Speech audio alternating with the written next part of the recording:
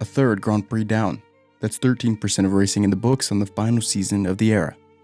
A season where many thought the advantage that the Arrows have enjoyed for so long had finally run its course. But Mercedes reminded us all that all bets are off when the road meets the rubber. And of course, we'll cover all of the things that happened at the top of the grid. But what about all of the storylines playing out right under our noses? In this video, we'll take a look at the crucial moments, critical overtakes, and some things to watch for going forward as we make our way into the first doubleheader of the season. And as per usual, there will be many people out there that say this race was boring, just because it's another finish with Max and Lewis at the top, but I actually think there was just about everything you could possibly want in this race. The obvious out of the way, Hamilton would go on to take yet another win. But it wasn't so easy for what is the now 97 times winner. Here's what I mean.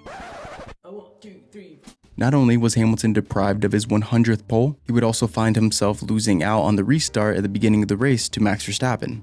Hamilton would later say that he was checking his mirrors, and as you can see here, he is diligently looking around, and in that split second that he's looking around, Valtteri bolted. It was almost as if Verstappen was waiting for this rare lack of focus from the champion. But that bitter taste of defeat, that would only last for so long, as Lewis would go on to take the spot back from Max on lap 11 and make his way after the leader and poleman and Bottas, only to get him on lap 20. The Finn's lack of pace on the first stint medium tires puzzled even him, as he'd say after the race. Having gone back and pulled the data, one of the more consistent noticeable trends I picked up on was Valtteri's distance from the other two front runners in Sector 1. On screen, you can see all the times from lap 12 through lap 19, the final lap before Hamilton would take the lead of the race, and how they compare in their Sector 1 times. And of these very important 8 laps, Hamilton and Verstappen would each complete Sector 1 in under 24 seconds 5 times of a possible 8. Valtteri, on the other hand, would fail to go under 24 seconds a single time. Moreover, of the 3, he'd be the 3rd slowest every single time, aside from lap 17 when Max was briefly 3rd slowest in Sector 1. Now, keep in mind though, this is just Sector 1, but it's a trend that's hard to ignore and speaks to the consistency at which the other two found pace in that first stint. And it was starting to become clear that this was likely not going to be a good omen for Valtteri in this race, nor would it be the only time that Max would overtake a Mercedes. He'd go on to displace Valtteri when executing a successful undercut on lap 37 after having the advantage of warmer tires, with the Finn exiting pit lane returning to the race with his C1's. Defending Max, Valtteri found himself getting out of shape applying the throttle, and by the time he had collected the car, Verstappen was already coming up on the inside. He'd take this place and never look back. Hamilton would be the final to pit of these 3, which he'd do after Max overtook for P2, but he was sitting on a 30.6 second lead over the Dutchman. And as such, Checo would inherit the lead, as he was clearly going very long on this stint. And it was during this stint that we saw Mazepin have some, call it miscommunication with the Mexican, for which he'd apologize after the race. Though this did not spare him from the wrath of the FIA, who added 5 seconds, and he'd actually go on to pick up his first points of the season. But they'd be on his license. He would take the mediums through a majority of the race, pitting on lap 52 of 66 for the softs. And here's where the action picked up a bit more. It became clear that Checo was positioned to get the fastest lap. Valtteri was tapped to respond to this. He'd head to the pits and throw on the softs to take the fastest lap back from Red Bull. And while I'm nowhere near the pit wall from Mercedes, they probably did this a tad too early, because Verstappen now had a shot to go ahead and outdo this. And that's precisely what happened. Max would go in to pit for the softs and go for the fastest lap to take back from Mercedes. And despite Max being successful setting the quickest lap of the session, he did so while breaching track limits on turn 14, thus wiping his 119.849 from existence. And honestly, he might have Brundle to thank for this. It had to have been a manual check on limits, and he basically identified it in real time. Was Verstappen within the red and white curb in turn 14? I'll have a look. It seemed like in Portugal, a Red Bull victory was doomed. Anything they did, it just didn't work. But given the strength that Mercedes showed on the medium compound, especially with Lewis, I'm not exactly sure victory was really in the cards. And after the race, Max would essentially echo this. All things considered, Checo did exactly what he needed to do, and made the tires last and collected the points he needed to. Max split the Mercs and challenged them all along the way. And as for the theatrics of the fastest lap, well, it says one thing and one thing alone. Mercedes thought it was important enough to pit Valtteri that late. So while Mercedes continue to be a tougher machine to crack than Enigma itself, they still have vulnerabilities, and each team is willing to do what it takes to take even the smallest advantages. But what about further down the grid? The midfield battles have an emerging theme that needs addressing, and one we should watch going forward. And that is the real challenge that the younger drivers are taking to their more experienced older teammates. And Portimao was a testament to this at most positions. Starting with McLaren, Lando Norris's decision to bolt on the C2 yellows on lap 23 was a good one, as his management of his rubber took him to the end of the race. Starting on the soft compound, he made use to fire those up pretty quickly, and he gained 3 places while momentarily ahead of Checo. Meanwhile, Lando would go on to finish 5th, a handful of positions ahead of Ricciardo, who would also use the C1s well to recover from his abysmal P16 start. It's a good recovery nonetheless, but I don't doubt that the Aussie is aiming for more with his new Papaya team. In the qualifying department, he retains the lead over Norris, but this really isn't all that positive of a stat line when you consider he's dropped 3 Sundays to Norris, who has been incredibly solid, and now clears more than double that of his teammate in the Drivers' Championship. But it would be foolish to count Ricciardo out already. In 2020, Norris also over-indexed, scoring 27% of his yearly total through 18% of the season. And simultaneously, Carlos Sainz would under-index the first 3 rounds, scoring 14% with 15 points. The 16 points Ricciardo was put next to his name keep him in contention, but it drags the optics down further when you consider comparatively, McLaren is one of the best cars in the field. Speaking of Carlos, he continues to struggle upon his arrival to the Maranello outfit, but Saturday would offer a promising brief glimpse of his talent as he'd put the car P5 en route to his first quali win over the Monegasque this season. But come Sunday, all that was quickly dashed. Carlos had a pretty tough outing plagued by what appeared to be some early deg in his C2 tires. Pirelli projected the medium tires had a 45 lap life, so naturally once we hit the 44 laps remaining mark in the race, Carlos headed in for the mediums to get off the soft tire. He dropped to 15th after coming out just behind Russell, which surely hurt his outlap.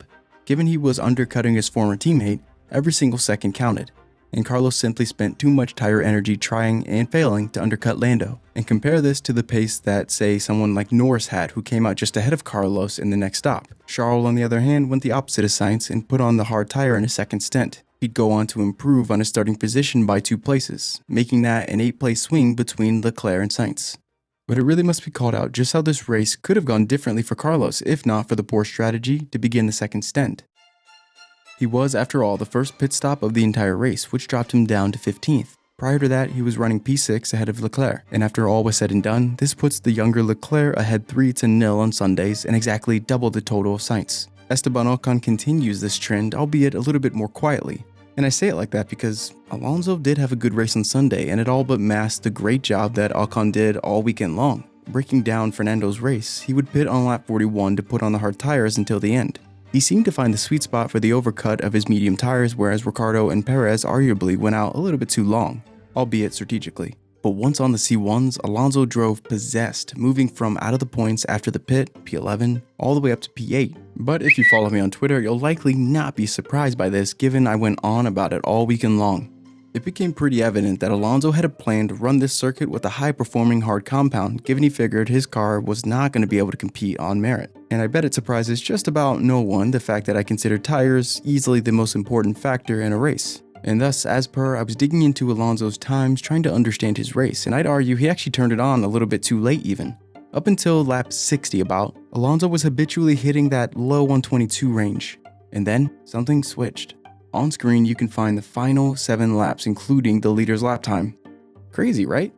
I don't know, maybe I'm just weird about tires. Moving on. He subsequently cut the gap to his teammate 1 spot ahead in that same time from 5.4 seconds to 1.059 by the time the race finished. I mean, with DRS and 1 more lap, it's likely he would have gone wheel to wheel with Ocon. But as impressive as Alonso's command of the C1 especially appears to be, he was fighting an uphill battle against a teammate who was outright faster than him on Saturday. And this is the Ocon I expected last year, but as the young Frenchman grows more and more confident, I expect to see his continued pace and skill flourish. After clearing 9/10 over his teammate in Q2 to advance to Q3, he converted in the race for P7 and a second consecutive Alpine points finish as they leapfrogged 2 constructors to 5th place. And seemingly without anyone talking about it, this makes the youngster undefeated still on Sundays versus Nando, and he carries a 2-1 advantage on Saturday into Spain. And the pattern continues with the young Canadian. No, not that one. Though a cloud hung over Aston Martin's garage with both drivers out of the points, there was a ray of sunshine for Vettel as Lance Stroll had been outclassing the 4-time champion on a regular basis. Leading up to Portugal, he'd been present for all Q3 sessions as Sebastian was knocked out in Q1 and Q2 for the first and second round respectively. Though with a deeper look, you'd see that it wasn't quite that simple. Vettel had been forced to fight some poor luck with the Mazepin spin ruining a Saturday for him, and then plenty of issues with the brakes in round 2 before the race even got underway. Regardless of the factors, Stroll deserves his credit. He's been faster. The third round halted this narrative a bit, as Stroll would be the laggard knocked out in Q1, and Vettel making Q3 in a solid drive that saw his time dip into the 1:18s, which only 9 drivers were able to do throughout the sessions. It would be short-lived though, as Vettel couldn't turn this into much with both drivers failing to score.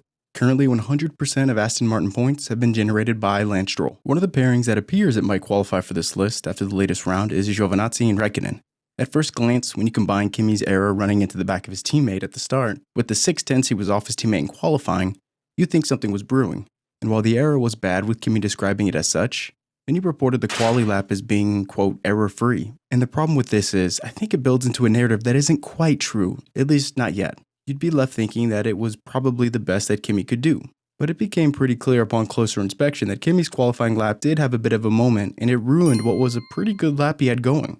He did have a purple sector there at the beginning of the third, but it doesn't change the fact that Giovinazzi on merit was better throughout that Saturday. And he'll need to continue this form, as he wasn't able to grab any points once his teammate made his exit. And thus, Portugal sees Antonio go ahead on qualifying 2-1, but the team still sits on 0 points still, as Alfa Romeo's appeal to reinstate Kimi's lost points after the rolling start infringement from the last Grand Prix failed. And bucking this trend seems to be Gasly, who remains the main contributor of AlphaTauri, though Yuki looks prepared to fight if only he can ease off the limits of the track. So while the younger drivers continue to challenge their elder teammates, we are reminded of the unpredictability the grid brings. It also says a lot about what the experienced drivers can tap into in order to turn this championship around, not only for their team, but for the inter-team battles. The good thing about having youth rise to the occasion is there is time for a comeback, a response. All of the experienced drivers on the grid, they've had moments where you've seen them down, but they're not out. And you mark my words, there's going to be a lot of redemption stories for 2021. I think it's going to start as early as next round. And a majority of you watching aren't actually subscribed, which, that's fine by me. Just make sure you don't miss out on any of the action. And if you want even more content, go ahead and check out Twitter. I'm usually there posting every day. That's all for now. Thanks for your time, and I'll see you very, very soon.